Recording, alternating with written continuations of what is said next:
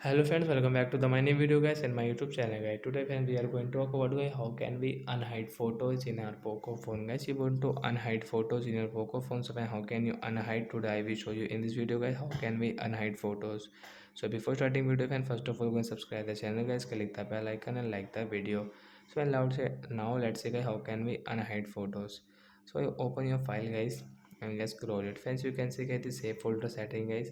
Tap here, enter your password guys, and guys next friends you can see that we have hided this some photos screenshot.